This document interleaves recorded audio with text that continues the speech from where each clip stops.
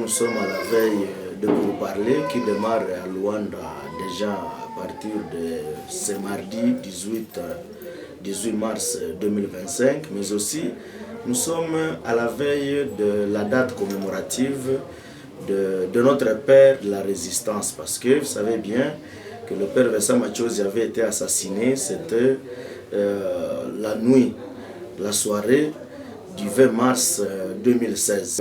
La communauté responsable de l'association culturelle Kianda ASBL Obouma Oboabaïra voudrions émettre notre point de vue au regard de ces assises où nous avons souvent décrié que dans toutes les assises déjà programmées avant, la communauté Nande, la communauté Ira n'a jamais gagné, même pas plus en rapport avec tous les pourparlers, qui ont déjà eu lieu.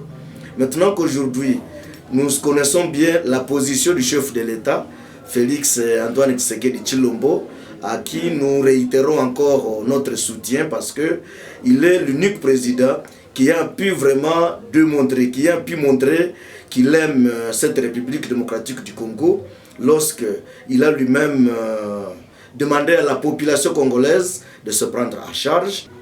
Encore que le président lui-même n'est pas tellement motivé pour ce pourparlers-là, nous pensons qu'il pouvait toujours émettre un peu de réserve par rapport aux négociations et ne pas revenir aux erreurs du passé, telles que le brassage, le mixage, des trucs comme ça. Il a félicité tous les jeunes qui se sont déjà mobilisés pour barrer la route aux ennemis.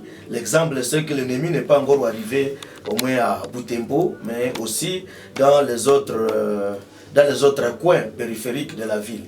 Et donc, ce que nous avons à donner encore comme conseil, c'est que nous devons toujours continuer à résister. Nous devons donc éviter tous les jeunes, mais aussi toute la population à la résilience. Parce qu'avec cette résilience, nous aurons toujours à gagner cette guerre. Certainement, nous sommes en train de perdre, nous pouvons toujours perdre des batailles, mais alors la guerre ici, nous devons la gagner. Et nous allons la gagner au prix de notre sang. C'est-à-dire, personne ne peut échapper.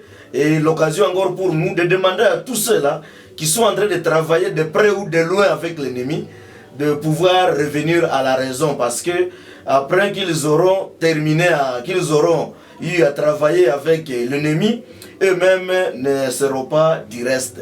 Parce que l'ennemi est véreux, l'ennemi n'épargne personne. Et donc nous devons vraiment nous mobiliser pour, encore une fois de plus, renforcer notre capacité de nuisance contre l'ennemi. À ce niveau-là, même le père Vincent Machozi, là où il est en train de prendre son repos, il sera en train aussi de pouvoir mener cette lutte avec nous autres. Et donc, le père Vincent Machozi reste le modèle pour nous de la résistance et de la résilience, mais également le même plan qu'il avait eu à donner au départ, c'est le même plan que l'ennemi est en train de suivre. C'est-à-dire, tel que le père Vincent Machozi l'avait dit, que cette guerre est une guerre d'agression. Il s'agit d'une guerre économique, mais aussi une guerre d'occupation. Et donc c'est à cette logique-là que nous devons nous mobiliser pour mettre l'ennemi à déroute. Et les jeunes sont vraiment mobilisés. Le papa, le vieux ou alors les personnes majeures, ils sont aussi censés soutenir les jeunes en leur donnant leur contribution. Voilà ce que nous pouvons dire. Et donc, nous travaillons aux côtés de nos services. Nous travaillons ensemble avec tous les Ouazalendo qui sont crédibles, qui sont encore vraiment des patriotes, pour mettre l'ennemi à déroute. Voilà. Moi, je pense que même le président Joao Lourenço lui-même connaît que l'ennemi d'aujourd'hui, c'est l'ancien président de la CENI. Et donc, la CENI étant une institution d'appui en principe, nous devons, et il faut qu'il soit rappelé, il faut qu'il le rappelle évidemment que sa place n'est pas d'abord dans la rébellion. Ça c'est d'abord un.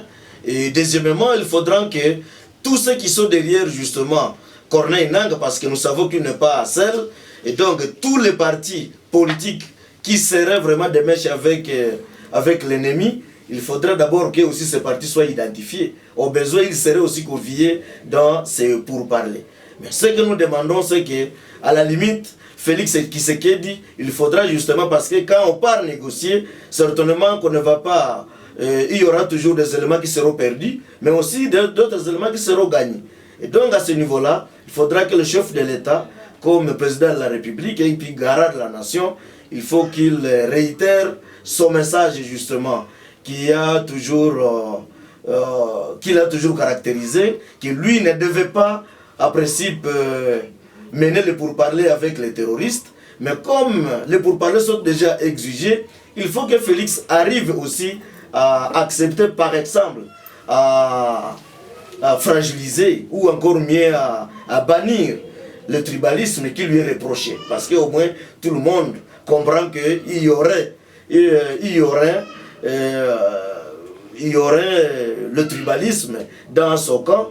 Et donc il faudra maintenant qu'il l'ouvre ou alors qu'il donne la promesse vivante d'un gouvernement dans les jours les plus proches qui pourrait vraiment s'élargir à tous les acteurs politiques de notre pays, ou alors sans tenir compte tous les acteurs qui sont impliqués dans